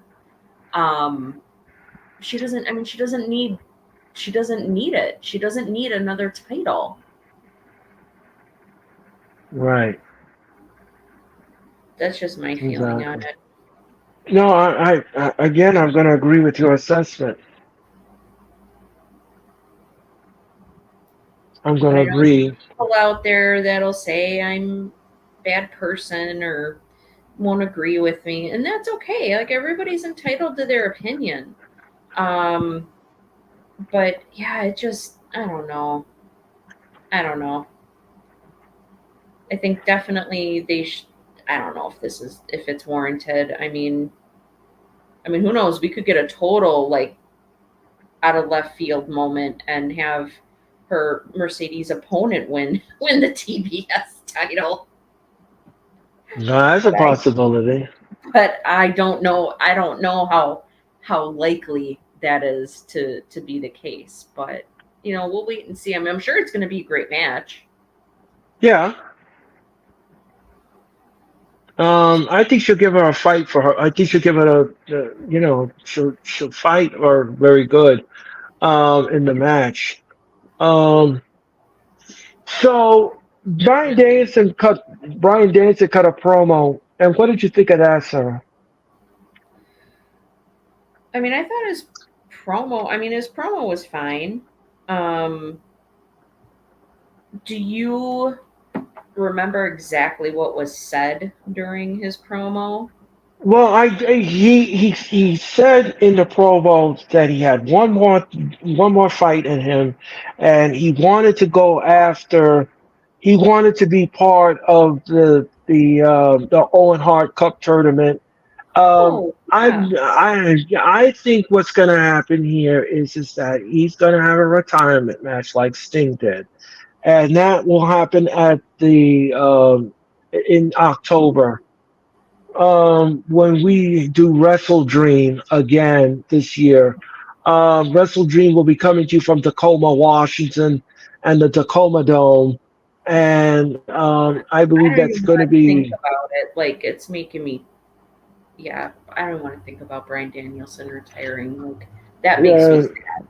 He's one of my absolute hands down favorites. Like, I loved him in WWE. I love him in AEW. Like, he's so fantastic. And it just, yeah, I understand he can't do it. This is a very rough sport. And, these men and women, they put their bodies on the line for our entertainment, for our enjoyment. And, he's beat up, he's getting older. And he wants to spend time with his kids and his wife. I get it. But it still makes me feel sad. yeah, so Brian Danielson is going to he wants to go into the Owen Hart Cup tournament. So that was the promo he was cutting. He's talking Yeah, about fighting. He's talking about this. So the promo was passionate, and you could tell by Brian Dempsey's passion. The only thing is that I just hate is that when he is in matches, he puts people over like Natalia does, and yeah, no, and I don't like that because his resume, his body of work, is so much needs to be respected. He doesn't need to be jobbed out like that all the time, and I'm just not a fan of it. yeah. Um, He shouldn't be losing. Like, I understand he's of like old school quote unquote mindset where, the older generation puts over the up and coming, newer generation. I get that, okay, but he shouldn't be losing like every match he's in. That to me is ridiculous. yeah, it's bananas. It is. It's ridiculous. It's like, come on, man. We're talking about Brian Danielson here, for crying out loud. So, um, again, like I said before, I'll say it again. Like I said, the promo was passionate, and I enjoyed it. I enjoyed him wholeheartedly. And if this is his swan song, then like Sarah said, I'm gonna be bummed, like It Sting just makes was. me sad. It is. It makes me sad knowing that if that is his, where he chooses to retire, his retirement match, it makes me sad to think about, okay, October, that's a ways away. We got a lot more time to enjoy Brian Danielson. And I did the exact same thing with Sting. Oh yeah, March, that's a long ways away. We got all this time, these months to enjoy Sting. And it's like Revolution was here before we knew it. It was like, holy crap, this is his last match. We're never gonna see Sting again. We're never gonna Yeah, see a wrestle again. and it And I came in know rapid that's going fashion. and I know it's going to happen with Brian Danielson. It just makes me sad because I enjoy watching him so much. He's absolutely awesome, and yeah, it makes me sad. I'm gonna for selfish reasons. Like if it was up to Uh, me, he'd be wrestling until he's 50, But right. I understand he wants to be able to spend time with his family and friends and things like that. So I get it, but that still makes me sad. Yeah, and it's gonna be hard to say goodbye to Brian Dempsey. That's like it was Yeah. Sting. Um, so we're up to the main event of Dynamite. Swerve Strickland took on Roderick Strong. The match was fine. The match was all right. I had no issues with it whatsoever. Roderick Strong in the boring kingdom um, was there. Boring. I told Martina last night that how you felt about this undisputed They're kingdom. so boring. Oh my god. They're terrible. And your favorite referee was involved, Aubrey Edwards. Aubrey was yeah. Aubrey was I saw that. She's like, oh, maybe they won't see the kingdom doing moves to Swerve like she didn't see them doing stuff to Will Ospreay. Give me a break. yeah. Well, she didn't see last night Matt Taven and yeah, and them interfering in the match. They did it Of behind her course back, not. and Of course and, not. and she saw nothing. And God, she's the worst. but anyway, Swerve Strickland retained the title in Colorado, and yeah, the match was fine. The match was all right. The shenanigans I could have did without. Um, Sarah, what did you think of the match? Like, it's just the same crap over and over again. They think that because they're heels or because they're in a heel faction that they have to interfere in matches. They have to try to, do shenanigans and stuff to win. Like they can never win clean. And I'm like, yeah, you can. Try. Yeah, Like, give it the old college try. I mean, You know, so I thought it was a good match. I mean, Roderick Strong is good. Swerve is great. Like, love Swerve. I definitely was happy to see him as the champion, or considering he's the world champion. I was happy to see him in the main event. He wasn't in the first match or the second match. He was actually in the main event. It's about damn time. Like, come on. Right. Yeah, I think the match was great. I thought they both did a great job, but I mean, yeah, Roderick Strong was not winning this match. He was not. So, yeah. Well, yeah. So, like I said, the match was fine. Match was all right for what it was. On the entertainment level, Sarah, what do you give this match? Like I said, I thought they both did a great job. So I give this a 7. It was good. I enjoyed it. Okay. All right. Yeah, I'm gonna give this a 7 as well. The match was fine for what it was. So, ladies and gentlemen, that is Dynamite. That is Oh, Dynamite. I'm looking here. We forgot a match. Oh, we did? Yeah, we forgot that match, the women's match of Mariah May and Saraya. Oh, yes, yes. Let's talk about that creepy match. Yeah, that. It was just that it was just I don't know. It's just inappropriate. I'm sorry. Like, and everybody knows what part I'm talking about, where Tony Storm takes Mariah May. I think it was Mariah May, and then her friend. I can't remember the other gal's name, but she squishes them to her chest, like up against her chest, and I'm like, Yeah, both of them. Yeah, both of them. I'm like, it's not. This isn't needed. Like, it's not needed. It made me. It's cringy. yeah. It was creepy.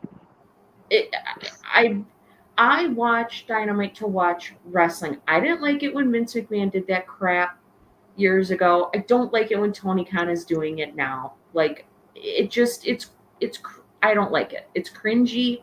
It's inappropriate. I don't like it. I don't like it. I watch wrestling to watch wrestling, not to watch, 3 women practically have a threesome in the ring. Like, that's not cool. I Yeah, don't like it. Imagine, like, have somebody having their kids watch the show. right, Really? right, Really? No. right. Totally inappropriate. I don't like it. No, I don't like it either. The ending of that match, I didn't even No. call it. I didn't even bother calling it. I just felt that it was not necessary to make a description of it. No. You can watch it back and you whatever you Childish. want to do. That's up to It you. was childish. It was inappropriate. Yeah, no. And I mean, and I'm sure there was tons and tons of people out there that probably loved it and think it's great. I don't. Like, Right. I don't. I don't. It's creepy. It's cringy. No, it's not needed. It is not needed. It's like, what, you think this is going to build you a better women's division? No. No, Right. it's not. It's not. No. So on an entertainment level, Summer, what do you give this match? I give this, I don't know. I give this a 2. Like, Yeah.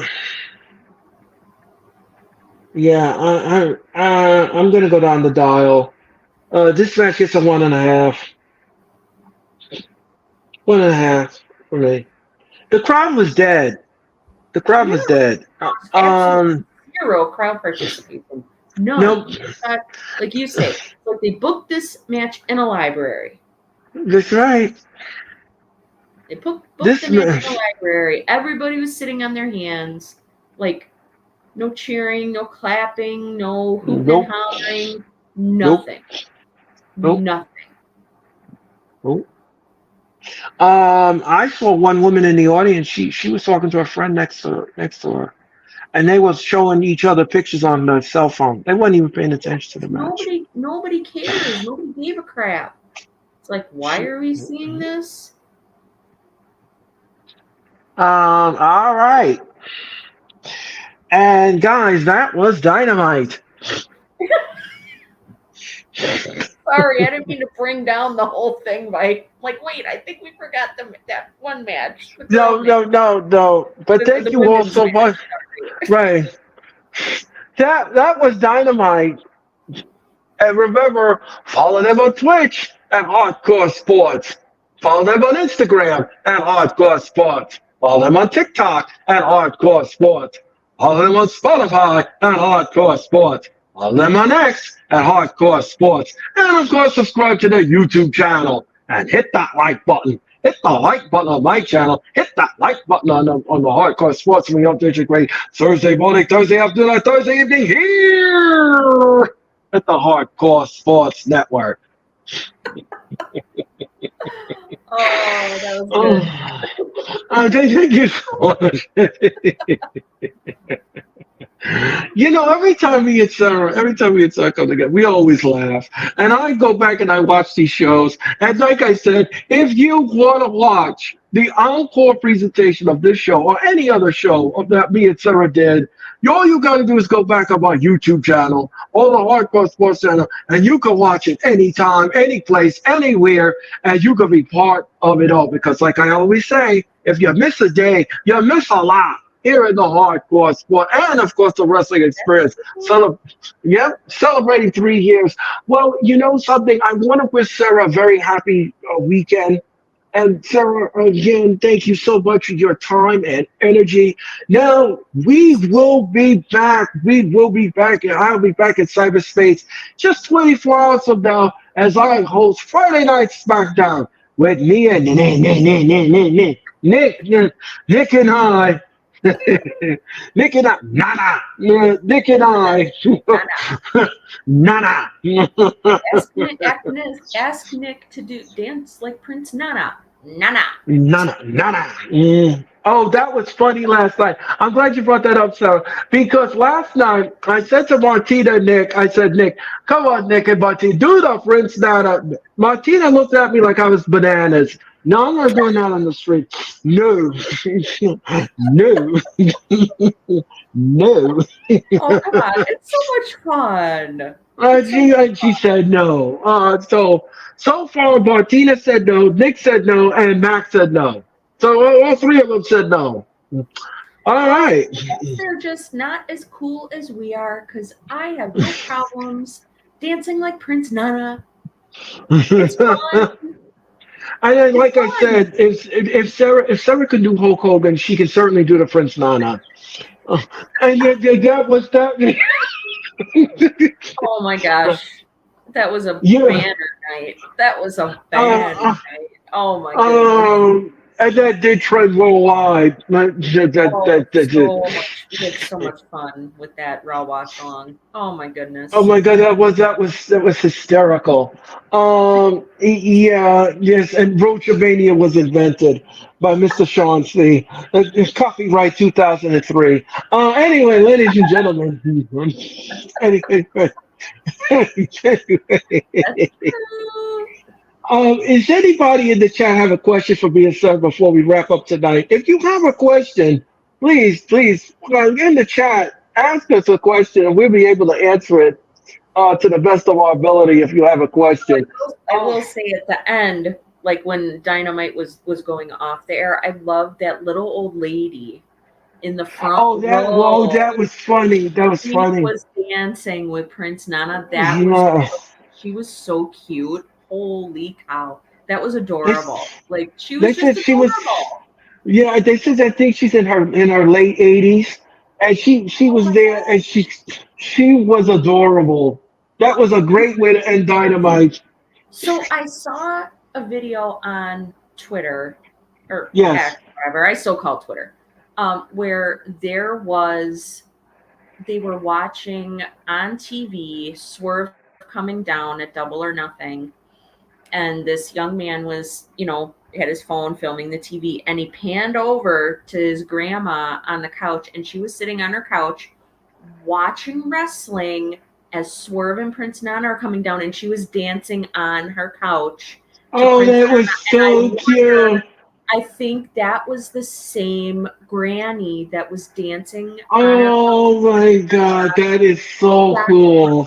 Grandson got her front row tickets to Dynamite last night because she wanted to see Prince Nana and Swerve. They're her favorite, I guess. That So, was funny. oh my That God, is so cool. that I was love hearing stories adorable. like that. She That was warms the so cockles of cool. my heart. Yes, it was just adorable. Like she is just the cutest little old lady, cutest little grandma ever. Like, and I think that's super cool that she goes and watches wrestling with her adult grandson. I think that's fantastic. That's I so love it. I love it. She I was thought just that was having just a fun. sweet story. Yeah, she was having fun. She got up. She got up from her seat, and Prince Nana came over to her along with Swerve, and they were just doing it with her. And I thought it was great to close the Swerve was show.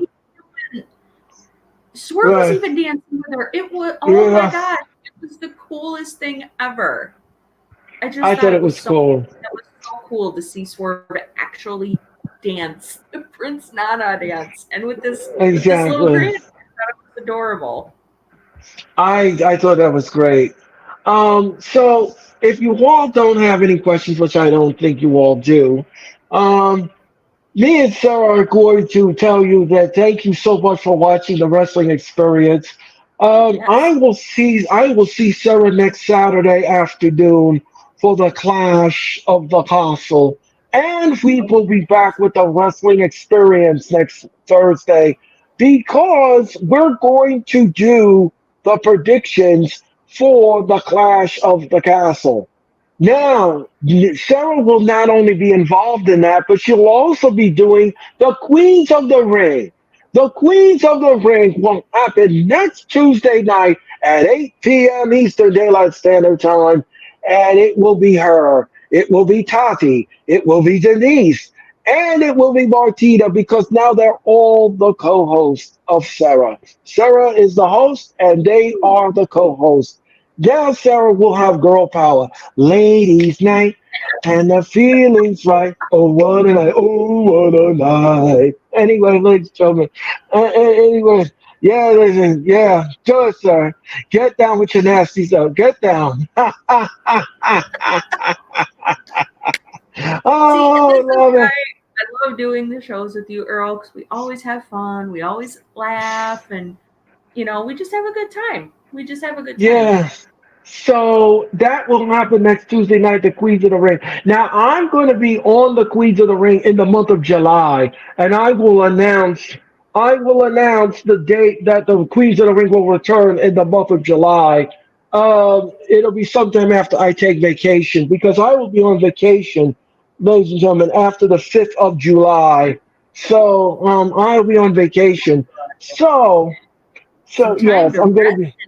some time to rest and relax and recuperate and good. Exactly. I'm Well going deserved. to. Yep. Thank you very much, sir. So I will be out a week of the streamings, and I will be back the following week. So I will let you know exactly when the Queens of the Ring will return in the month of July. But until then, don't forget to join the Queens of the Ring this Tuesday at 8 p.m. It's going to be a stone gas of a good time. Mitch Orange Cassidy's bestie. Mitch Kofsky. Mitch Kofsky. He behind the scenes. Yes, Orange Cassidy's bestie. Mitch Kofsky will be behind the scenes. And he'll be doing that.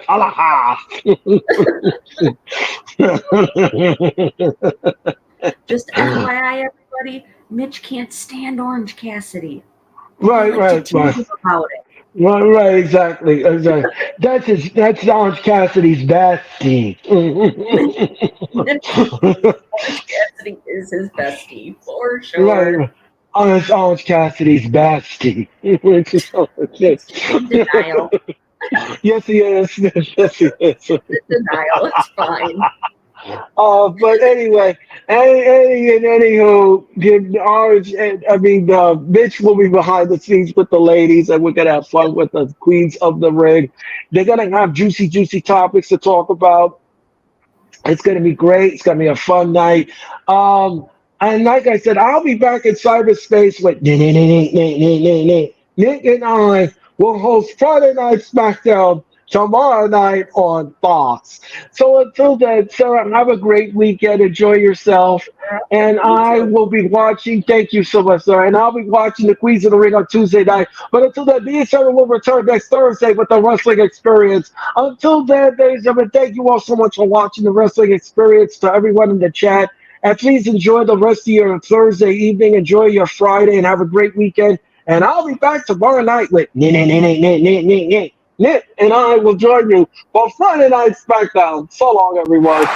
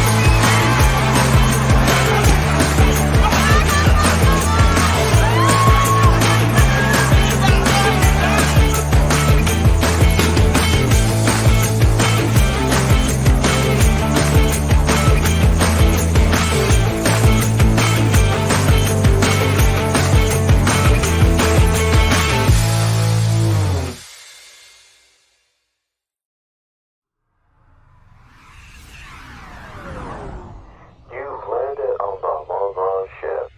Welcome to Planet Experience. Welcome to the Wrestling Experience.